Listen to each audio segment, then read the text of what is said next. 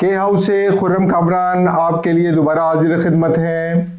Sports round up और ongoing crisis over T20 world cup 2026। Indian media जो हमेशा से बहुत चीखो पुकार करता आया है और बात का बतंगड़ बनाता आया है, उसने एक दफा और दोबारा से अपनी पोजीशन संभाल ली है। 3-4 जो स्पोर्ट्स बॉडी के और जो पॉलिटिकल बॉडी के जो जर्नलिस्ट हैं वो इतना ह्यू एंड क्राई कर रहे हैं कि मैं आपको बताऊं, पता नहीं कहां की वो बातें लेकर आ रहे हैं।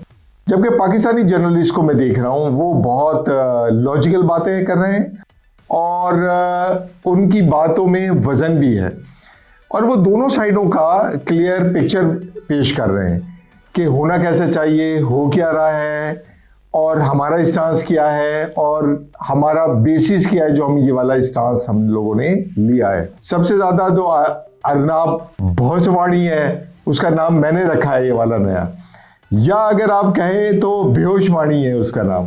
वो सिर्फ अपने मतलब की बात करता है, बाकी सारी चीजों से वो बेहोश रहता है। उसको क्या बोलना है क्या नहीं बोलना, पॉलिटिकल बात है, क्रिकेट की बात है या क्या है, वो कहता है कि ये this is stupid world cup.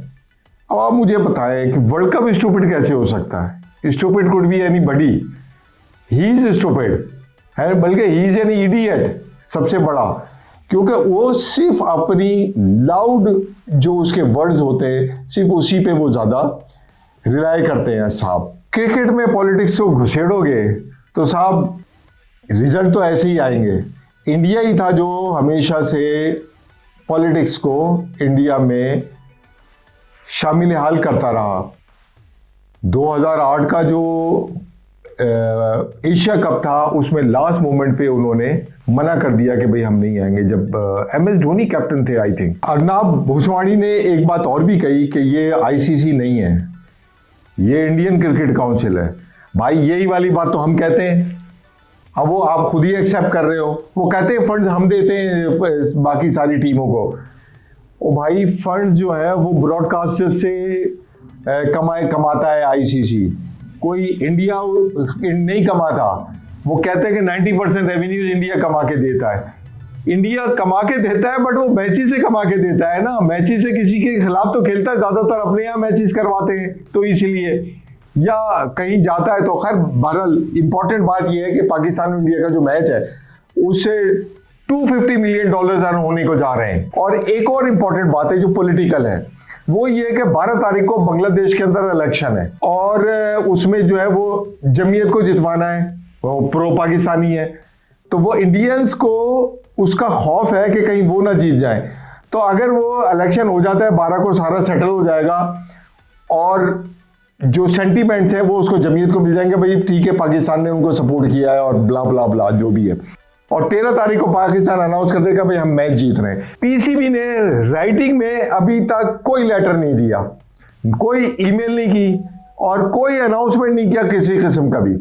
तो ये बहुत बड़ा गेम है और जो पाकिस्तान बड़ी इंटेलिजेंटली प्ले कर रहा है, क्योंकि खाली एक ट्वीट आया गवर्नमेंट का कि भाई हम पार्टिसिपेट नहीं करेंगे और वहां इंडियंस चालू हो गए। मतलब आप यूं लगाएंगे खाली जो पटाखा होता है उसको पाकिस्तान गवर्नमेंट ने एक खाली दिया जलाया और वहां फटने शुरू हो गए और अब ये आराम से आके सुकून से बैठ गए। कोई प्राइम मिनिस्टर ने एक बयान नहीं दिया इस पे। इंटीरियर मिनिस्टर जो कि खुद है मोहसिन नकवी, उन्होंने नहीं किया। PCB चेयरमैन की तरफ से कुछ नहीं किया, PCB की तरफ से कोई अनाउंसमेंट नहीं हुआ।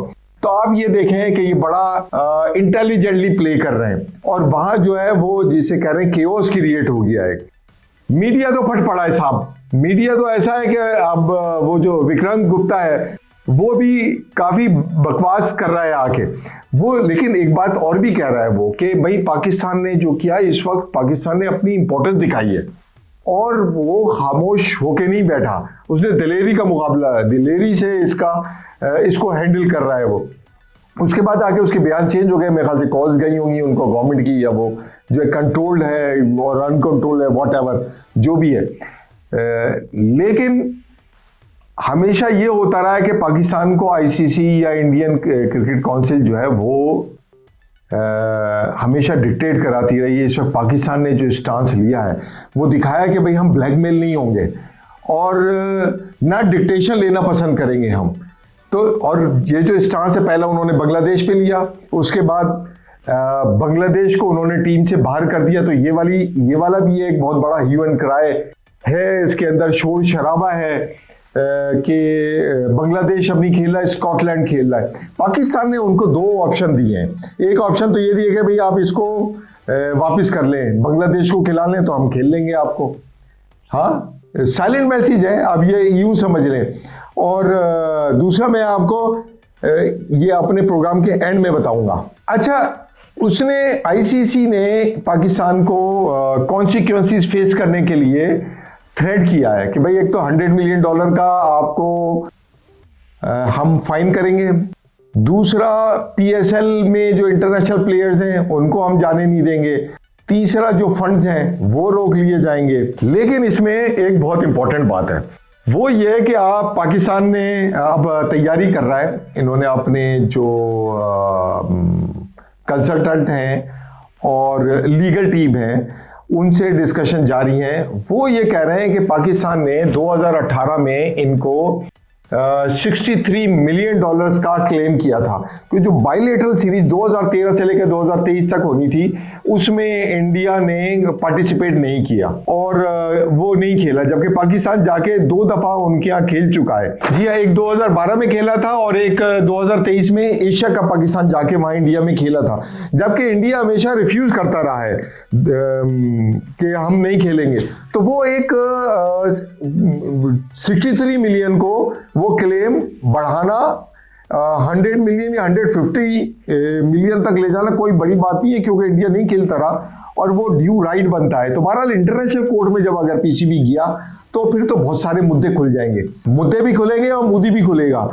इस वक्त जैसे मोदी खुला है, उसने जाके अमेरिका से जाके शेकएंड किया है कि हम तुम्हारा ऑयल खरीदेंगे भाई। अब ऑयल खरीदेंगे तुमसे तो वो उसका क्या होगा, जो 60% असला जो था वो रशिया से खरीदता था और वेपन्स और जितने एम्युनिशन है, अब वो अमेरिकन खरीदना शुरू करेंगे तो ये पॉलिसी चेंज होगी, फिर उनको ट्रेनिंग दी जाएगी इस पे उनके अफवाज को कि भाई अमेरिकन जो वेपन्स है वो कैसे हैंडल करने, उसमें कितनी महारत है क्या नहीं है। क्योंकि हिस्ट्री तो यही कहती है, उन्होंने जो फ्यूचर में आने वाले वेपन्स होते हैं जो लेटेस्ट हैं वो रशिया उनको पहले से आगाह कर देता है कि हम ये लेकर आ रहे हैं, तो उस पर वो तैयारी पहले से कर लेते हैं, उसके फिर जाके बाय करते हैं। आई डोंट नो, मैं करप्शन की बात नहीं कर रहा कि क्या होती होगी क्या नहीं होती होगी, लेकिन अमेरिका ने इस वक्त बहुत मजे का गेम खेला है। स्टिल 18% टैरिफ तो इंडियन प्रोडक्ट्स पे है ही, लेकिन अमेरिकन प्रोडक्ट्स का 0% टैरिफ है, वो बड़े मजे की बात है। तो अमेरिका फिर खेल गया, यानी वो जो एग्रीकल्चर प्रोडक्ट्स हैं वो सारी आएंगी उनके पास और वो एक्सपोर्ट करेगा इंडिया, और फिर इंडियन जो ग्रोअर्स हैं उनका क्या होगा, उनकी एग्रीकल्चर प्रोडक्ट्स का क्या होगा। साहब, one of the largest producer of agriculture grain in the world, और वो अपनी अच्छी खासी आवाम का वो प्रोड्यूस करता है और एक्सपोर्ट भी करता है, और दूसरी है उनकी लाइव स्टॉक भी है और भी बहुत सारी चीज़ें हैं।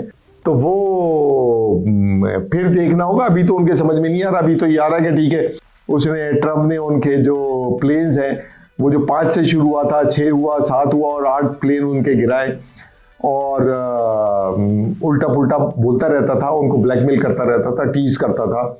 बिलाखिर वो इंडियंस उस स्टेप में आके उन्होंने अपना सरेंडर कर दिया। तो अब घुटने तो टेक दिए उन्होंने अमेरिका के सामने जाके, जो भी रीजन है।